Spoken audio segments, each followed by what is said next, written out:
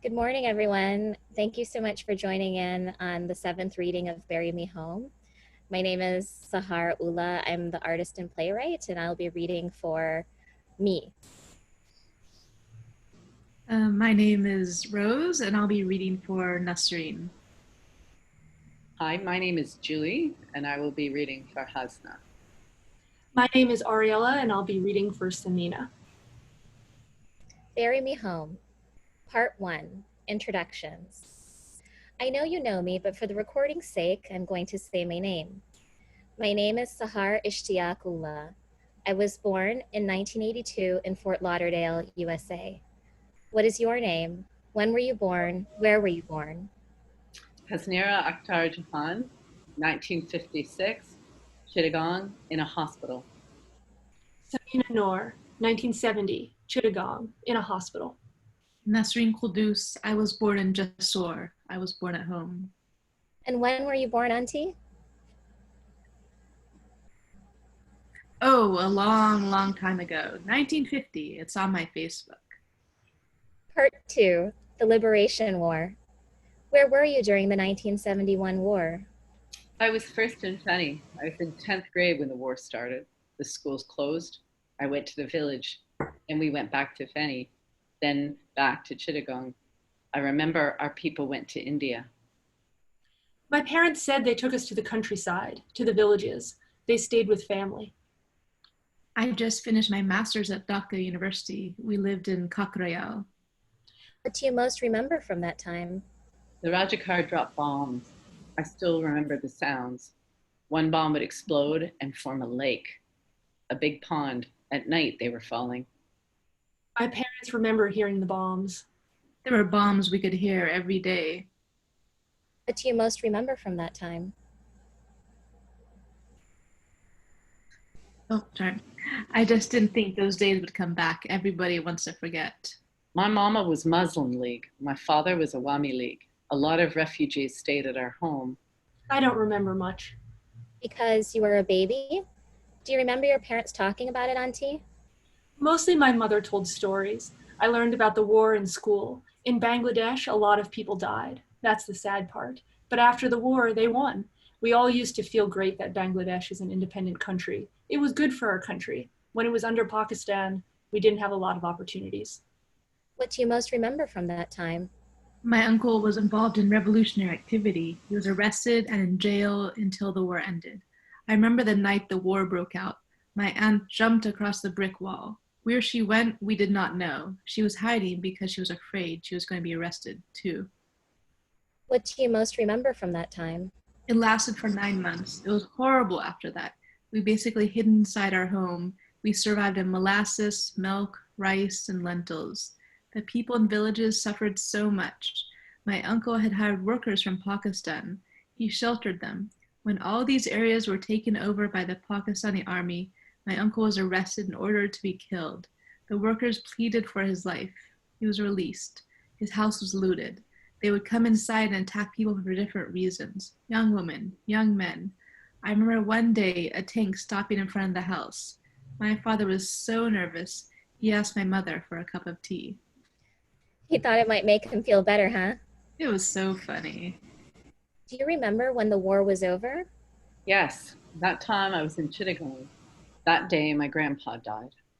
First day, the war finished in Dhaka. The next day, the war ended in Chittagong. My nana died that day. My mother and father were in Feni. Do you remember how you felt? We were scared. Who was alive? Who died? We were scared. We were happy and we were worried about my mama. Even though he was a member of the Muslim League, he was against the occupation. He protected people from the Pakistani army, right? He was a good man. That's why he was saved. Do you remember when the war was over?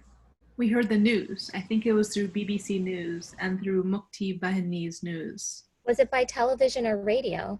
Oh dear. Oh no dear. We did not have television. I hid my mother's savings under the mattress when the war was over. I took everything out and left 100 taka note inside. There were different reactions from different people. There were mixed feelings. There was a lot of joy, but we didn't know what to expect. Part 3, Exit. Did you ever think you were going to leave Bangladesh? When did you decide to leave Bangladesh? I thought I might study abroad and then come back. I didn't decide to leave. I got married, 1987. No, I never thought I was going to leave. Did you ever think you were going to leave Bangladesh?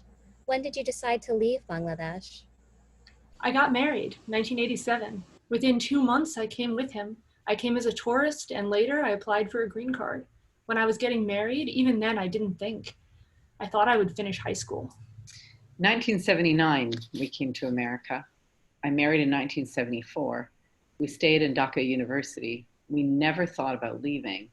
When we got married, your daddy applied every year for scholarships. One was for Belgium, one for America. I asked Polish Bai about it. He asked me, where do you want to go? I said, America. So he said, okay, then go there. My father was excited. He was more excited than me. I left Bangladesh in 1972. I got married. We got married within a week. Those days, we were all programmed to accept this as a common thing. Life had been disrupted by the war. Going to England, it was one step ahead. I never thought it would be hard. So you went from Dhaka to London to Mosul to Kuala Lumpur. What brought you to the US? I think your uncle has a problem. Part 4, Arrival. Did you ever imagine you would live in the United States? When did you realize you were not moving back? My brother was already in America. My father had died. I wanted my mother to come live with us. Things seemed so long ago. Was I that person? Before marriage, I never imagined I would leave. We watched TV and sitcoms. There was a show called Dallas, McIver, $6 Million Man, Wonder Woman. We had a little idea about America. America was neater than Bangladesh. The roads were nice. The beaches were nice. There's one thing to see on TV, and it's another thing to see with your own eyes. When I came, I never thought I wanted to stay. Then your daddy did a PhD. We thought we would stay. Then he applied for a job. And then we stayed. There was no plan. Did you ever imagine you would live in the United States? When did you realize you were not moving back? When I got my green card, your dad applied for a green card. We went to visit Bangladesh and we came back. We were still thinking we might go home. If I didn't come with your daddy, he would not have ever stayed. He was scared to be alone. He can't do anything without me. I came from Bangladesh. I was in an apartment. In Miami, right? Yes, in Miami. It was smaller than our apartment in Bangladesh, but it was neat. I couldn't speak English at all. Most of the things I used to like, everything seemed beautiful. Like, for example, in the house, there was a vacuum. We didn't have that in Bangladesh. Washing machine, dryer. Maybe those who were rich, they might have had those things. But the middle class, we didn't have those things. We didn't have hot water. When did you realize you were not moving back? I knew I would go to visit Bangladesh, but I would not stay ever permanently. Once the kids started school, we didn't think we would return. Now our situation is different. If your uncle thinks about it now, I would go back. I always missed home, but my priorities were my kids, their education, your uncle's job. Now they are older, settled down, finished with their studies. But if your uncle doesn't want to go, I won't go. When I came here, I was always scared. How are they going to wash my body when I die? Then I wanted to see. A baby had open heart surgery. She died. Her mom was very young. Molana received the news. He called your dad and said, bring your wife. I brought the parents to our home. Then we dropped them off at their hotel. Then I learned. The baby was so beautiful. I have bathed several babies. I bathed your Salem uncle's baby. We bathed all kinds of bodies. I got more involved. I got more courage. I have washed so many women, but I cannot tell their secrets. We keep their secrets. Part 5, Death and Burial. In our community, a lot of people talk about wanting to be buried back home. Have you ever felt or wanted that? I always believed this is a sad situation. 25 years ago, I didn't know how bodies are processed to be sent. Now I know, and I think it is not right. My friend, she was sent back and her own family said, why did you send her? Now I think if I die, bury me here. If I die visiting Bangladesh, bury me there. In our community, a lot of people talk about wanting to be buried back home. Have you ever felt or wanted that? A lot of people, like me, have none of their family members here. They worry about who will visit them. Family members pressure others to send them back. I told your uncle, if anything happens to me, you will bury me here. My husband didn't want to talk about it. I told Tasneem the same. The sad thing is, I have never mentioned this to my sisters. Now, speaking with you, I feel I should be clear. In our community, a lot of people talk about wanting to be buried back home. Have you ever felt or wanted that? That was never a question because my mother came to live with me in Boston. I don't know how it came to me, but my mother did not think she was going back. When she died, my brother was in Texas. He came to take her to Bangladesh. I think my mother subconsciously knew she was not going back. She didn't want to go anywhere else. I wanted to buy the plot beside her in Boston. I wanted to be buried beside her. I am here in Florida now. I don't want my body to go to Boston now, although my friends would be very happy. Have you ever discussed this with your husband or kids? No, haven't.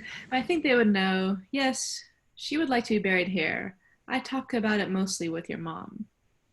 If you could choose where you could be buried, where would that be? I never thought I would move from Sharon. You never know. If Allah wants, I might go to Boston and die there. One of my friends, her husband died in South India while on vacation, and he was buried there, and she came back. Your own mother is buried here in America, in Boston. It seems you have permission to be wherever you are. What was the first funeral you attended in the United States? My mom's funeral is the first I attended in the US, and the Bangladeshis of Boston attended. If it happens, it will happen. I have enormous faith in Allah. If you could choose where you could be buried, where would that be? Mecca or Medina? If I had a choice, that's where. If you could choose where you could be buried, where would that be? Makkah or Medina? What was the first funeral you attended in the United States? The first one I remember most clearly is when Anu died. It was really unexpected. Anu was really young. It was shocking. In our community, a lot of people talk about wanting to be buried back home. Have you ever felt or wanted that? They think if they are buried in Bangladesh, they will go to heaven. That is their country. It's a Muslim country. They don't understand. Before, people didn't understand. I have explained this to our community. They are worried about what happens to the body. Because you believe the soul can still feel pain for the comfort of the dead? Where I die, bury me there. That is how it has to be. That's why we have to leave behind righteous people. If 10 people say you are good, you go to heaven. You can visit a grave wherever you are. So it's good to be good to the people around you, right? Yes, I used to tell my son, I don't want to die here. Send my body to Bangladesh. Anu used to say, when I die, send me too. He used to joke. Now I think I should not have said that. I used to say, why would I send you? This is your country. What was the most beautiful funeral you saw? The Maulana who was taken to prison, when he died, thousands and thousands of people came. I have seen big funerals. I have not seen one like this. The saddest funeral, a young man's wife died. She was young. She died of cancer. They fell in love with each other and then came here. During the current pandemic, many people have been unable to attend funerals of loved ones or see them before they died. What does that make you think about? My father died 2 years ago. I was here. You couldn't be with him. The car brought the body from the hospital to our home. Outside the house, that is where he was bathed. Then they took him to the graveyard. If anyone dies, they come home first. Even before the body arrives, the house becomes full waiting for them. There is mental satisfaction. Here it is really hard. Sometimes you are alone and have to deal with it on your own.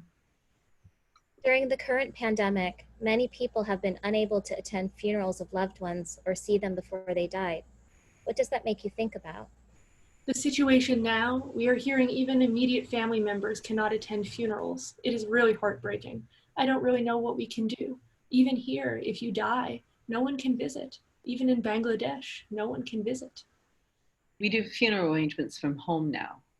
I don't go anymore. Those who aren't afraid, they go to bathe the dead. People are mostly afraid that nobody will come to visit. For example, Maruf's uncle is sick. We can't visit him. Nobody is going to anybody's house. Nobody is coming to anybody's house. In Bangladesh, a daughter lives in the bottom floor, parents live above, but they aren't visiting each other. Everywhere is the same. Part 6, Home. Where is home for you? Did you ever think this is my home? Out of my 70 years of life, the most I spent is in Boston. I have a lot of homes. I will never think this is my home. Whenever I go to Bangladesh, I never remember I have a home here. I don't know why. Home is Bangladesh. Here, my kids are here. My husband is here. That's a tough thing. Does America ever feel like home for you? No. Maybe for staying, it is a better place, better opportunities. But I have no family members here. But you spent most of your life here.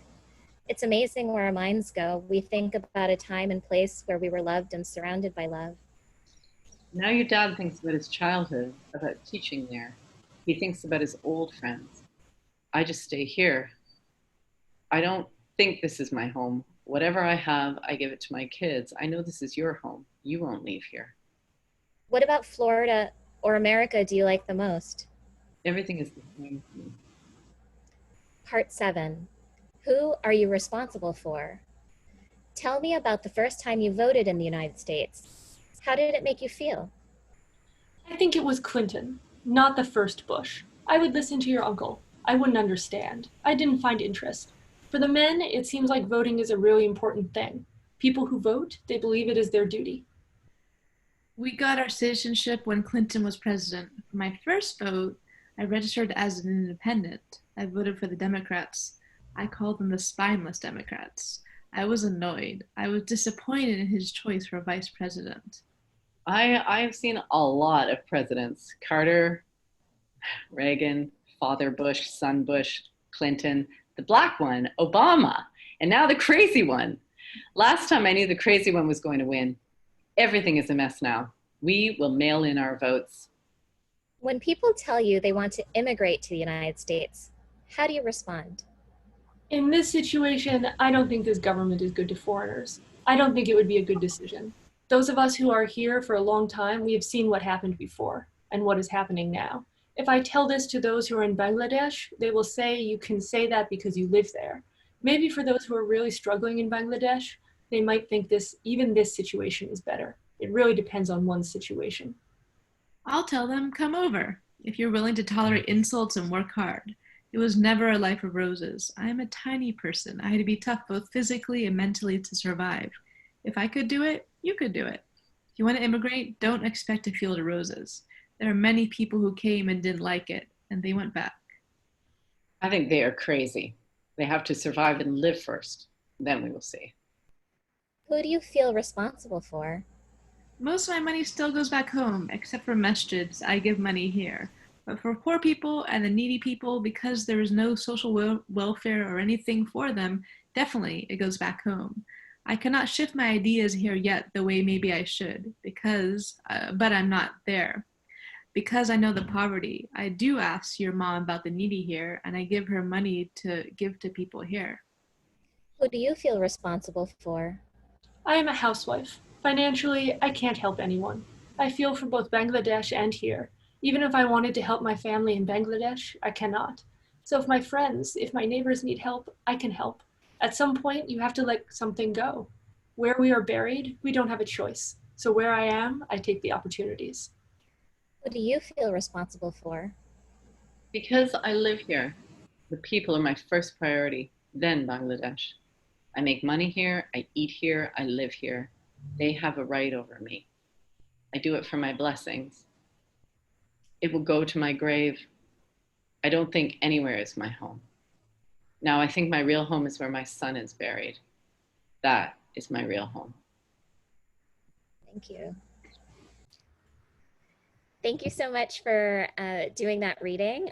We're going to move on to the second part of this reading, which is the conversation with you. And I'm going to be asking you questions that I asked the other readers.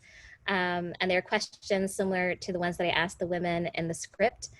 So my first question to all of you is, what is your name? When were you born and where were you born? And tell me where you currently live right now. My name is Rose Aslan. I was born in 1982 in San Francisco, and I currently live in Los Angeles. My name is Julie Crawford. I was born in Toronto, Ontario in January 1968. and I currently live in New York City. My name is Ariel Marcasels. I was born in the suburbs of Philadelphia. I grew up in a town called Haverford in 1985, and I currently live in Durham, North Carolina. So could you tell me where your parents are from and maybe a little bit about how you arrived at the place that you currently live? So my mother was born in Los Angeles a long time ago, and my father was born in London, England. And I arrived to Los Angeles because I got a job teaching in Ventura County, right outside Los Angeles. But I decided that I didn't want to live in the exurbs, so I'm living as close to the city as I can get while still living in a suburb.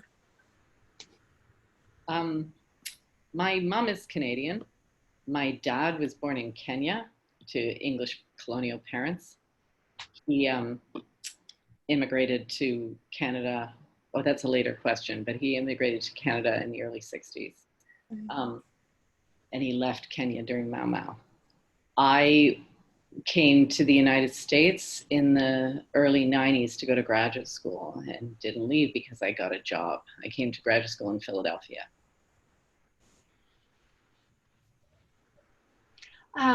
My father was born in Montana, I believe in Butte, Montana, possibly Anaconda. I know he lived in Anaconda for a while. Snake. But then he also, his family moved to Salt Lake City when I think he was either 6 or 8 years old. And he also, he grew up around the Pacific Northwest. My mother, I don't know if she was born in New York City, but I knew that her entire childhood was in Queens and Brooklyn in New York City. And I was a PhD student. I was at Stanford. And when I was ABD, when I finished all my requirements, I moved to New York, to Brooklyn, to join my partner, who was getting his master's at NYU. And then when I got the job at Elon, I moved down to North Carolina. And I decided to live in Durham because it's one of the closest cities to where I work.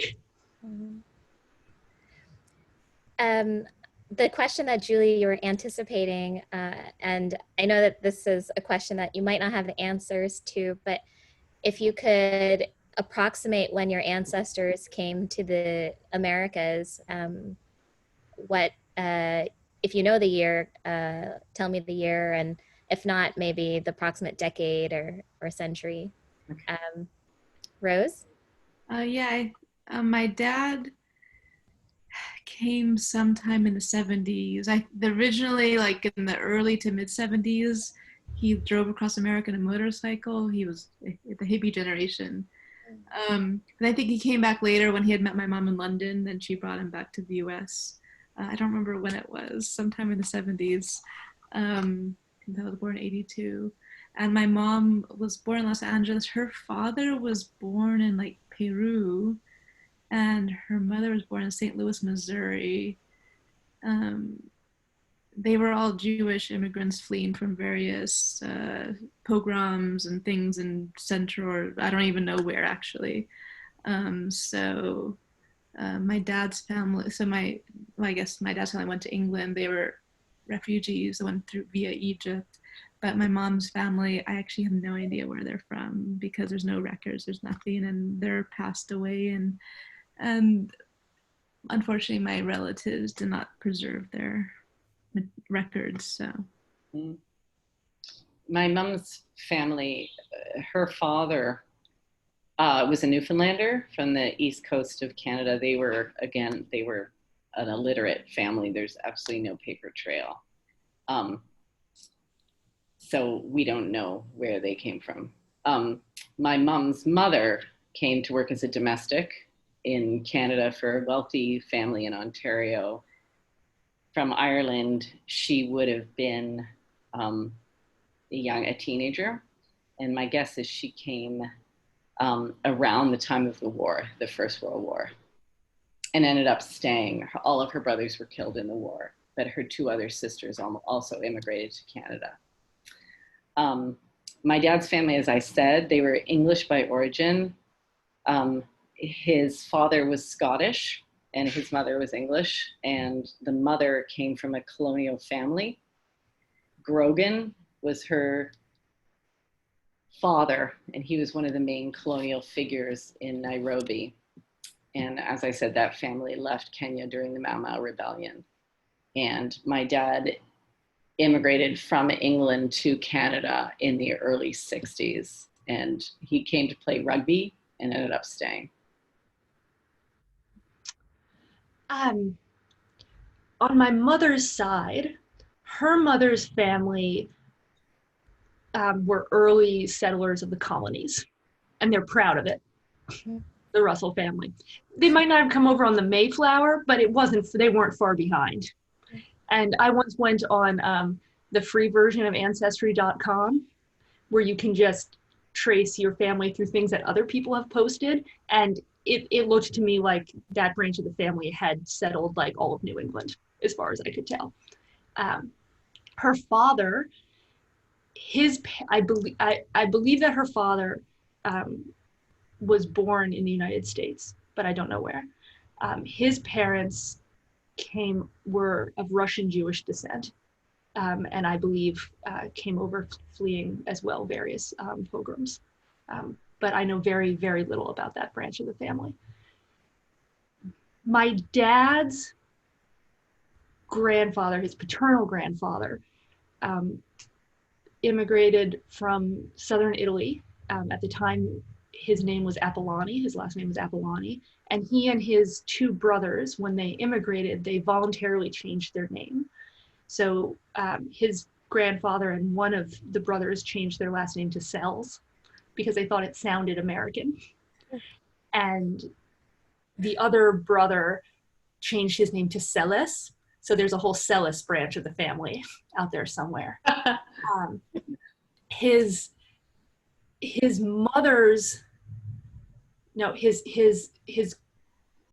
paternal grandmother's family was Irish, the McNicholases, who we're closest to them. They live out in the Pacific Northwest. There are many of them. It's the Irish Catholic branch of the family, so there are many McNicholases. And both his paternal grandfather and his paternal grandmother's mother must have immigrated around the turn of the 20th century, if I'm doing the math right, although I couldn't tell you for sure. I do know that when his grandparents got married, one was of Irish descent, one was of Italian descent, they had to elope, and it was a big deal back in the day for an Irish to be marrying an Italian. His mother's family were Serbian, and I don't know when they came over. And his parents died when he was very young, when he was 9 and 11. So yeah. Thank you. My next question is regarding the event of your parents' or your mother's generation specifically. I asked these women about the Liberation War of 1971 when Bangladesh became an independent nation, and they witnessed what we describe as the birth of a nation, and then they left, right? And they are the war generation, and you saw that they have varying memories of the war depending on when they were alive. So what would you say is the event or events, there could be multiple events, of your mother's generation? Just mothers, not father? Yeah, you could say your father's too, yeah. I'd say for both of my parents, my dad grew up in England, my mom in California. They were young people during the Vietnam War and during the era of young people finding themselves in Eastern philosophies and in free love and all of that. So I'd say the combination of the Vietnam War and becoming anti-war and being involved in protest and kind of rebelling against the baby boomer or the silent generation, I think it was, the silent generation and their conformity. They became a generation of nonconformist. Because of everything that was going on during the 60s and 70s. Mm-hmm. I would say my parents are they would be close to that silent generation in the sense that the formative thing for them was World War II. Mm. My mom was very young, but it was certainly formative in the sense of multiple family members who died in the war. And, her own father fought in the war.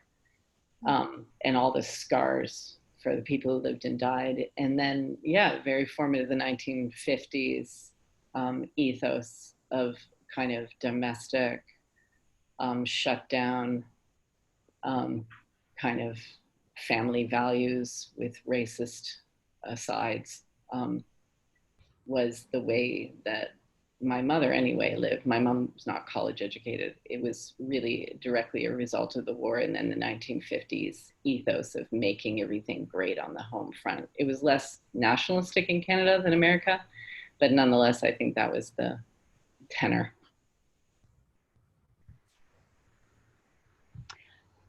I know that the formative kind of events of my parents' generation were the Vietnam War and counterculture and the civil rights movement. But they don't really talk about those things very much when they talk about those periods. They were young people and they were mostly on their own. Mm-hmm. So my father was raised by his grandparents until they passed. Mm-hmm. And my mother lost her mother at the age of 20. And her father had not been around since she was a very young child. So they were really young people. They were on their own. I think those were difficult times for them when they were trying to make their own way in the world with very little support. Mm-hmm. And just trying to figure out, just trying to get through school, trying to get jobs, they married, they were trying to figure out how to, what it meant to be a parent later. I think those are the things that they kind of talk about. I can tell my mom was very affected by the rise of kind of second wave feminism and women's liberation as well. I have a follow-up question. I know I didn't say this was a part of the questions, but Ariella, you said that it was something that like you're suspecting, but it's not something that they specifically talked about. So this is for all of you. The events that you're identifying, are there any like stories in your mind that are telling you that these are the events, or is it something that your parents told you, like, this really affected me? Is it something that you asked them later on in your lives when you got, when you were in school and studying those periods, or how do you know?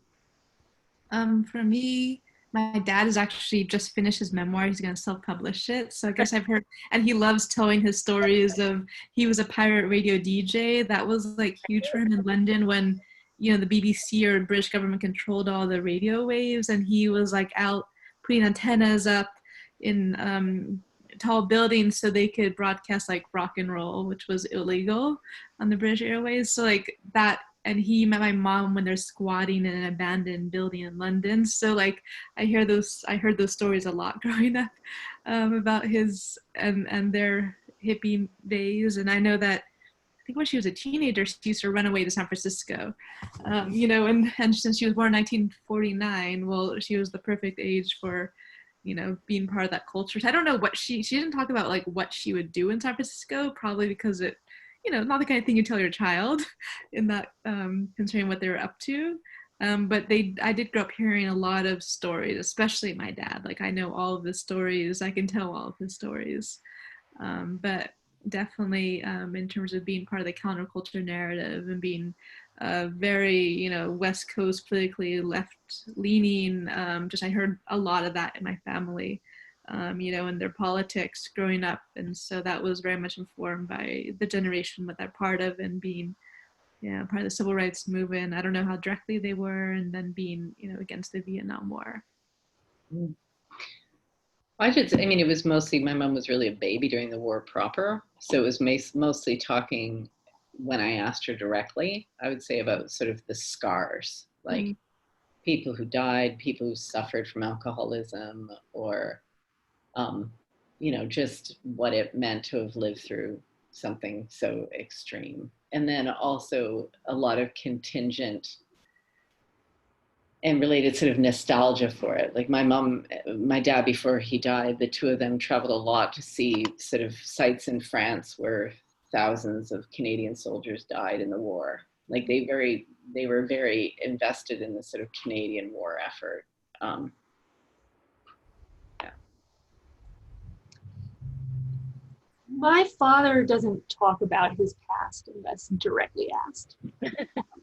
I asked him about, or at least his youth, right? Not his youth. So I remember asking him about the Vietnam War as a child, like, you know, when we're learning about it in school, and about the draft. And I said, well, you know, you weren't drafted? And he said, no. He said at the time when he was, 18 to young 20s, the draft was done by the draft lottery was done by birthdays. So he said every night there was a television show and they would reach in and they'd pull out a birthday. I always imagined it being a little bit like the bingo balls, like there'd be a big ball, like with the air blowing it up, and they'd reach in and pick one out and you get to go to war. And his birthday and he just said his birthday was never called. As I say that, I'm now questioning this story. I'm saying it, I'm repeating it to myself, and I'm like, I don't know how much I buy this. But it's like a long time to just do things by birthdays, and your birthday is never called. Like, honestly, there's only 365 birthdays. So, like, the war lasted quite a few years. In terms of counterculture, I remember a story he told about being a grad student in Chicago, which would have been in the 70s. For some reason, and I don't remember the backstory to this, he was driving a truck full of like fruits and vegetables with a friend. And he got on a highway where you're not allowed to have trucks. I think it might've been Lakeshore Drive or something like that. And so he got pulled over, and he said that because he and his friend had long hair, that the officer that pulled him over was like, oh, you protesters. It was very much like now, you know, you protesters, you hippies, you kids these days. And he like arrested them and like impounded the truck. And it was like, you know, a 24-hour like nightmare or something. He told it with a great deal of like levity, like my mother told me directly, she said that when the war was happening, when the civil rights movement was happening, the counterculture was happening, that she knew a lot of people going to protests, and that she never went to a protest because she knew that the only way that she was going to get to college and was going to get through college was to work really hard, and she didn't want to be arrested and have that compromised. She needed a scholarship, and she needed funding. And her mother, coming from a family of social activists, would go to protests, and her mother wanted her to go to a protest as a teenager when she was, say, 16. And when my mom said that she didn't want to go, her mother called her a good German. My grandmother apparently was a very harsh woman in a lot of ways. And I also know my mother has told stories about going to public schools in Brooklyn, in particularly junior high school in the 60s. And she went to all Black schools where she went. And she has specific memories that she talks about being the only white student in her grade, for example. She said a lot of things. She said, I learned how to dance really well. She took a lot of things away from that. She says all the teachers were white. She said they were incredibly racist. And they were racist to their students, and they were racist to their students to their faces. And there was a lot of anger. So she was sometimes under threat, and I know she was attacked a couple times by young boys and young men. And she came out of that experience thinking, wow, Black people in this country are treated really badly, and they're really angry about it. I have to say, Nasreen Auntie, when I told her that, because one of the first readings I did was with the children, with the women's children, And Nasreen Auntie doesn't have daughters. Like the one person who self-identifies as a man who read the script is her son. And when I told her son will be reading it, she's like, oh, he doesn't know any of this. Wow. But then when I asked him, he was like, oh, yeah, I know about all these stories. And I was like, your mom said you didn't know any about like, any of this. So we're shifting. I know, like I said that we would go on for an hour. I have 3 more questions. Is it okay if we continue? That's fine. Yeah. Okay. So the question that I asked the women was regarding their wishes, regarding where they wanted to be buried. And so the question that I'll ask you is if you have had these conversations with your elders, specifically where or how they would like to be buried or laid to rest. And have you had these conversations with the loved ones in your lives? Well, unfortunately, I don't have much of a relationship with my mother, so I've never had that conversation. But with my father, it was so uncomfortable when he sent me his like trust and will, and I was like, I don't want to see it, but I guess I should know. I haven't read it for a while. Like we didn't actually. He has a stiff upper lip British kind of issue, so we don't talk about those kinds of things directly. But he did give it to me, so I probably would have to go back and read what he wished. But knowing him, without even having to look at his will, I would guess that he'd want to be like composted and just, taken care of naturally in some kind of green cemetery or something. So, yeah, so he never spoke to me about it directly. It's such an awkward conversation, and the British don't engage in awkward conversations about those types of things. And my mom, I have no idea. As for myself, actually, I've been thinking about this topic a lot. Interestingly enough, just the other day I visited a Muslim cemetery in Chicago, and then on my drive here, I drove here from California, I visited Cedar Rapids, Iowa, which has the oldest built mosque. I visited the cemetery there, and it was so interesting to visit the Muslim cemetery. It's also a very American cemetery, and I was just made me think about my wishes and where I'd want to be buried. Like I kind of like to be buried in Cedar Rapids, Iowa. It was a really respectful cemetery, but really I main thing for me is to have an Islamic burial. About half a year ago, I don't remember when, pre-COVID sometime, I went to my local mosque for a workshop on how to prepare the dead for burial, and I signed up to be a volunteer to prepare the dead, and that was the most one of the most emotional experiences I've ever had. Is first they had a session for men and women together. Then they brought the women upstairs to do a session just for women, because obviously women and women's bodies have special, things we need to know in preparing the dead. And that workshop just like broke me down emotionally. It was really intense to think about. They had a live woman pretend to be the corpse, and that was disturbing in many ways.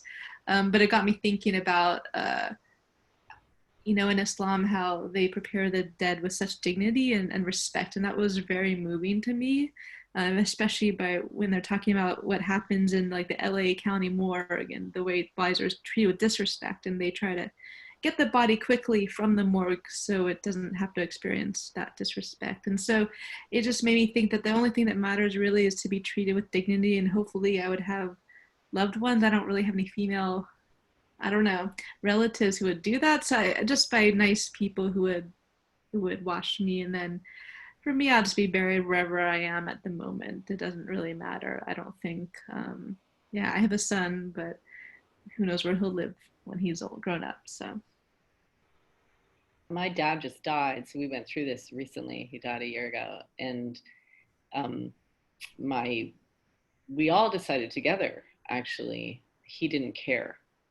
He's like, I want you guys to decide. So we did decide on cremation, and we haven't scattered his ashes, but we're planning when COVID is over, because I can't go home right now, to scatter them at the farm that my parents have in rural Ontario. And my mother wants to be cremated as well. Sahar, I forget, were you asking about us as well, or is it mostly about the previous generation? I mean, yeah. I think, my mortal remains are of no concern to me. So what I want is to be cremated, but I also know that will be up to my children. Mm. I have two. When I was somewhere between the age of 12 and 14, I think I asked my mom this. I think we were driving. We always had awkward and weird conversations. My mom instigated that. She told me very much later that she made it a point to bring up anything related to sex or anything uncomfortable while we were driving, so I couldn't get away. It's an age-old parenting strategy. It was just like I would be sitting there in the passenger seat going like, oh, but there's nowhere to run. And I think we passed a cemetery or something like that, and I think I asked her where her mother was buried. And I think she's buried in New England somewhere. There's actually a picture of me and my mother and my sister at her grave. I can't remember this trip for my life.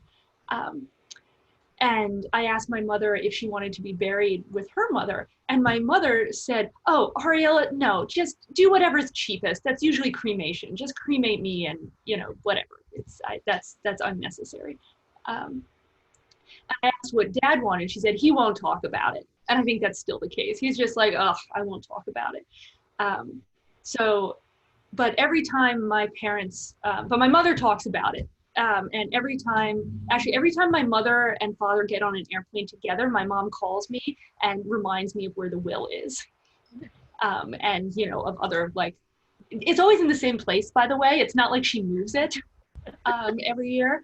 But, she just wants to make sure that I know where it is. So if his wishes are not in the will and he hasn't expressed anything before he passes, then then he'll get whatever my mother gets. And as for myself, I always imagined I'd be cremated and have my family scatter my ashes somewhere beautiful. I don't have a specific place in mind, but perhaps that'll change. What from the script, as you're reading it, can you imagine one of your parents saying, or if you can't, imagine yourself saying? And you can pull up from the script. You can look at the script. Were there any lines you're like, yeah, I could see my mom saying that, or I could see myself saying that?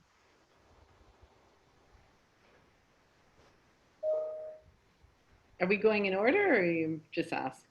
I mean, we can go in order, or you can respond as you feel. I'm just kind of going back. I mean, Julie, do you have something in mind right now? No, I mean, it was very moving for me in the sense of this sort of something between ambivalence and evenness that the women sort of expressed about how they feel about the good that they're going to do and where they want to be buried. My mom is an extremely forthright and opinionated person. And, I think there was nothing that I felt would come from her except for the things about thinking really acutely about her own children. Mm-hmm. Yeah, I mean, looking back, Nesreen talks about not talking about things like, burial with her kids, or she's not married to my father anymore. So yeah, I'd say that she didn't talk about a lot of her personal life with me when I was with her and in relationship with her. So it sounds like Nasreen might be a little bit closed off from her family and doesn't talk about kind of really personal things. So perhaps that's similar to my mom in that way, in that I didn't really get to know her growing up. And I'm not sure, Nasreen seems like she's very opinionated too, which kind of reminds me of my mom, like those spineless Democrats. I can't remember who the VP for Clinton was. Was that Al Gore? Yeah. Al Gore? Yeah. Yeah. So she was like the guy she really did like. Yeah, I don't remember what my mom thought about her. But yeah, she was opinionated, but also kind of, and talks about herself, but then hides the private stuff. Mm-hmm. Remind me of my mom.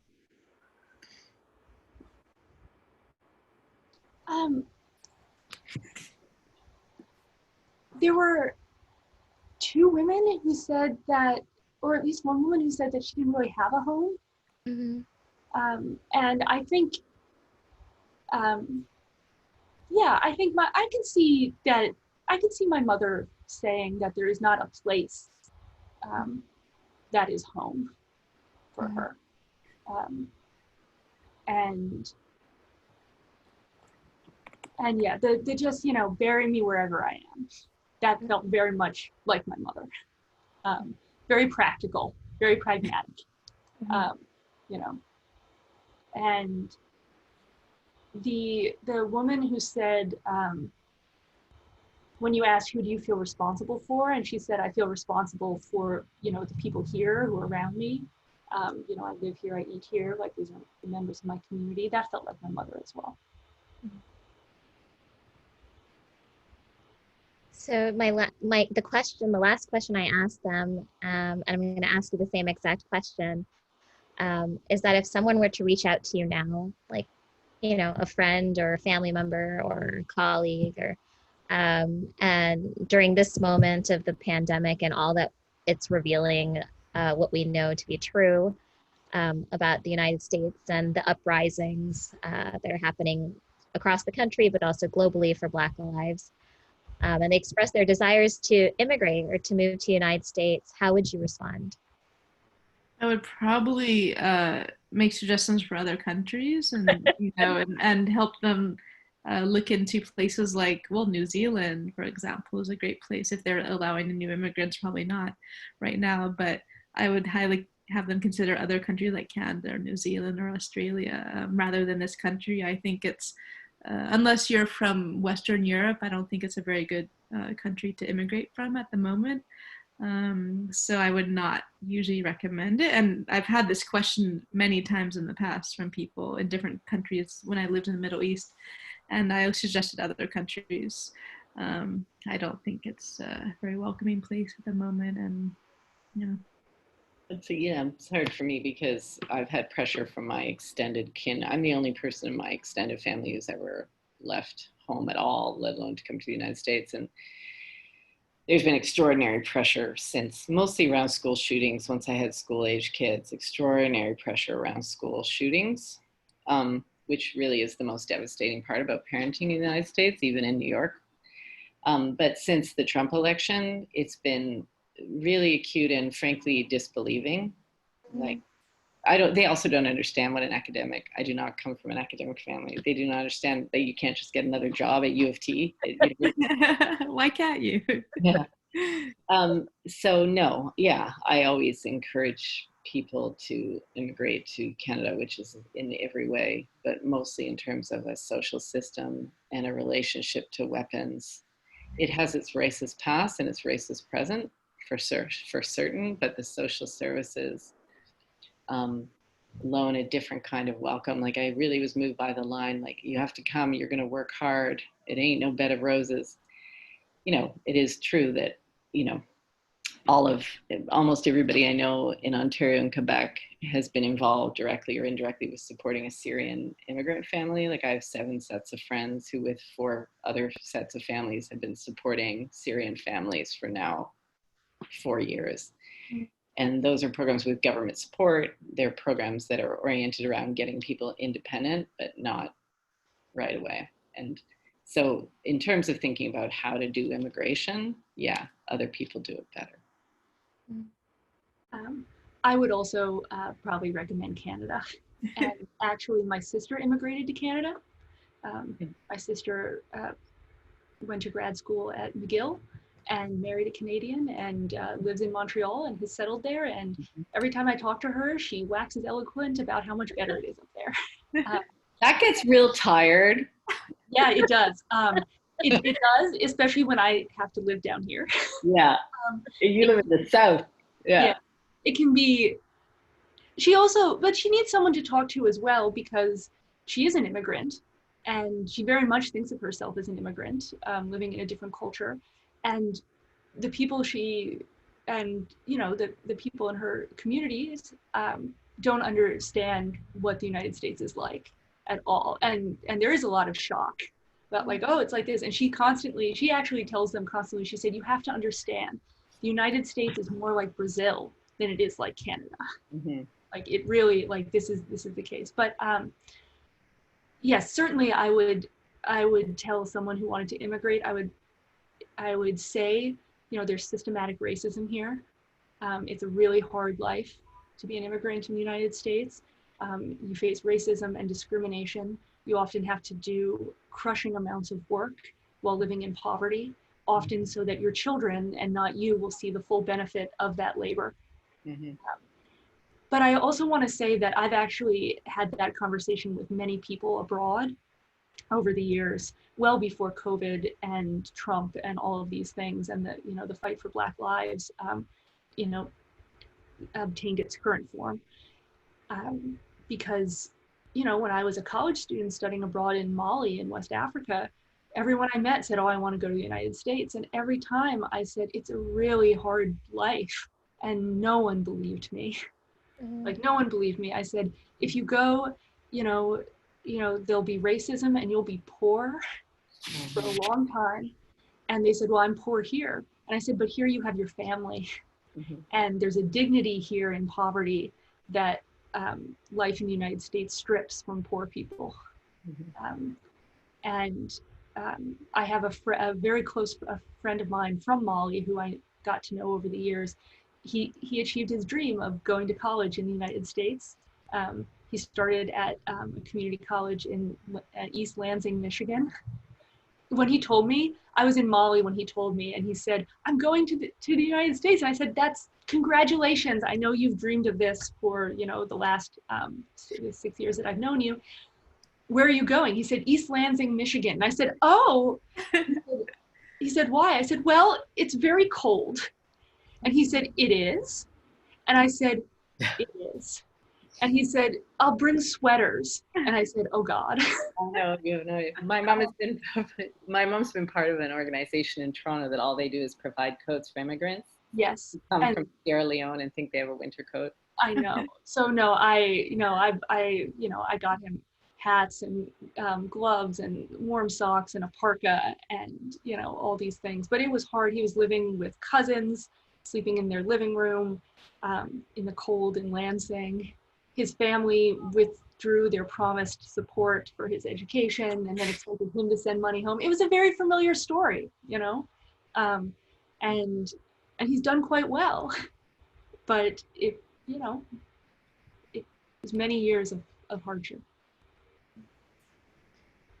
The last question, I asked you to do a free write after we finished our reading, and you can pull that up, or you can just speak from your heart. And I asked you to write down your initial response to the script. So my question is, how did reading this make you feel? What lines or ideas puzzled you or challenged you or struck you or remains with you, or anything? How did you respond to the script? For me, it was really interesting. I love oral history, and you know, you speak to a lot of regular people, and then it just made me think how I don't spend the time to learn more about their backgrounds. And sometimes conversations seem boring. These are very ordinary women. They're not exceptional in things they've achieved. They're exceptional in their ordinariness, and, you know, raising their children have done well. But I like that they're just ordinary women.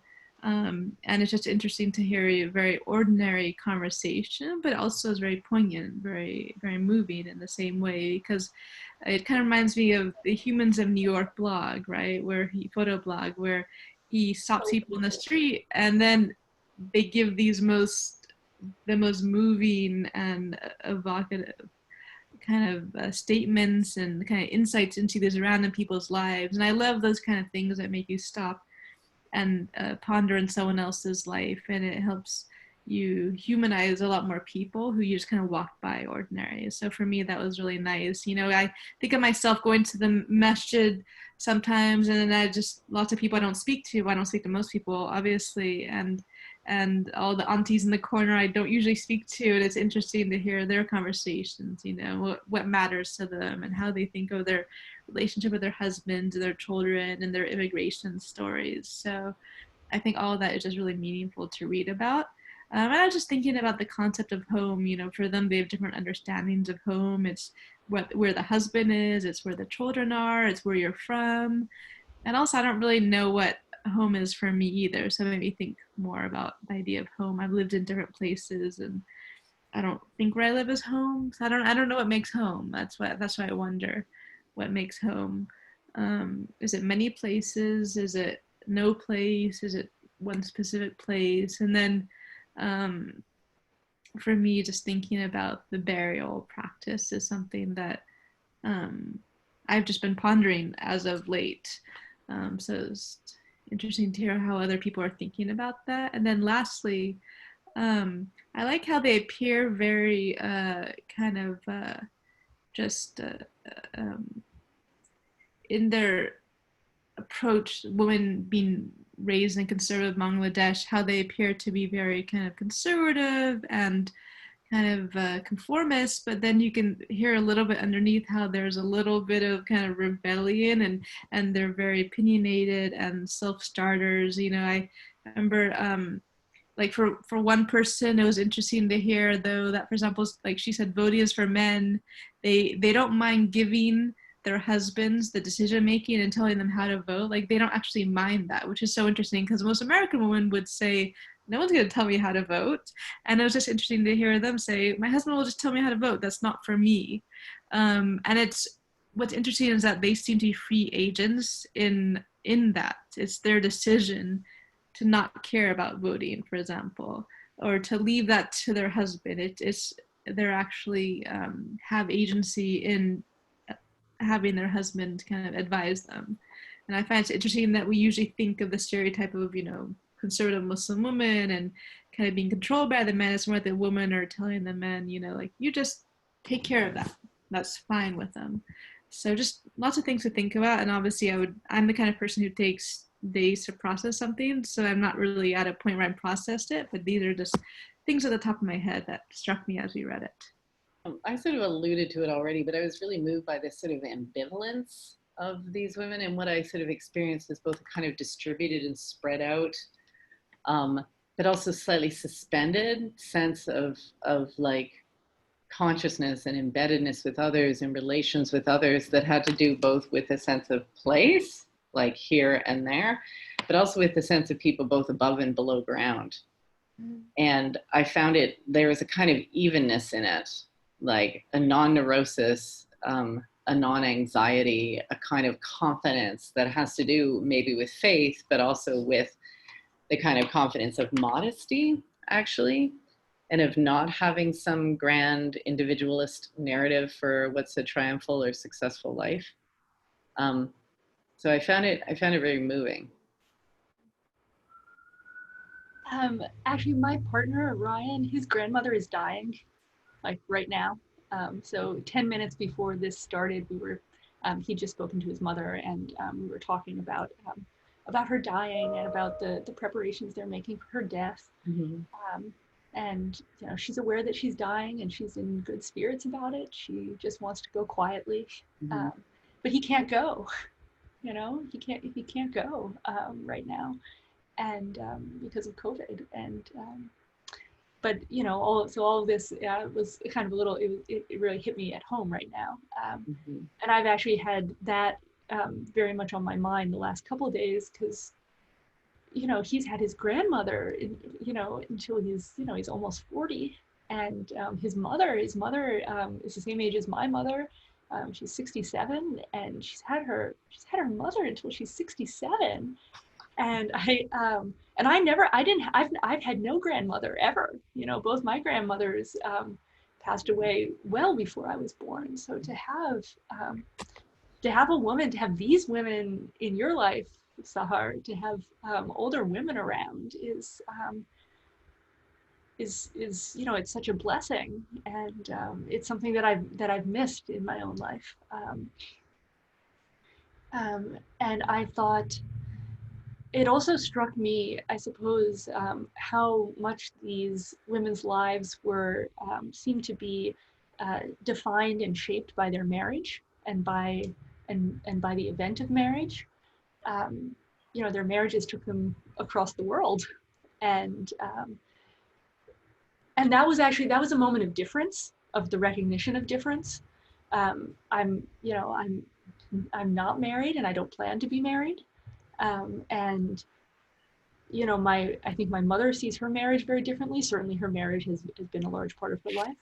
But just the way that the women in the play conceived of marriage and thought about their families and placed their families in the life was very different from how I and my family have done that. And the shade, I mean, I feel like they threw a lot of, like Nasreen's like, I think your uncle has a problem. Yeah. And like Husna's like, I didn't want to come. Yeah. Yes. And then Samina's like, I didn't decide, I got married, right? Yes. And one of them said, like, I'd like to go back. Yeah. Except, you know, if your uncle wants to go back. But if he doesn't, I guess we'll stay here. But also not super cautious or in any way like, you know, subordinate, like just sort of telling the narrative. That's what I mean about sort of wearing it lightly, like wearing this life quite lightly, like not without love and not without care for others, but wearing it lightly. Yeah. Yeah, I would say like it was the most challenging thing for me to hear. It was the most challenging to speak to my mom, mostly because I've heard her tell these stories. I mean, I grew up hearing, because my mother was speaking of like she prepares bodies for burial. So like some of the things that she's saying, like I've seen fights about it. So like, for example, when she says, if I die here, bury me here. I remember when I was maybe 12, there was a fight in my house because a group of men came to my home to discuss the burial of a family that died in a car crash. And these were people in the community. And so they were fundraising and they wanted to send the bodies home. And my mom was the only one who said no. And they fought her, and she was the only woman in that group. And so I remember that, like, I remember how the blowback afterwards, the anger, because my mother spoke against the consensus of the community. And so when she speaks now, like saying like, I've explained this to the community, it's after like decades of fighting. Yeah. And not needing to narrate it at huge and massive length, you know? Yeah. And I think like what was difficult for the girls of the community and the women of the community to hear, because they could hear their moms also saying no when I asked the women, is this home? And for 2 of the 3, the immediate answer was no. That was hard for me to hear too. It was hard for me to hear from my mom say immediately without even thinking, no, this isn't home. But then she's like, nowhere is home. And then Nasreen auntie, you know, she's like, I have so many homes. And she's the only one among the 3 women who has an elder buried here in this continent. Yeah, it's a completely different orientation. It's like you said, Julie, like above and below, like what they're thinking about above and below and also horizontally. Yeah, I found that very moving. You guys, I'm really sorry. I'm going to have to go soon. Yeah, we're done.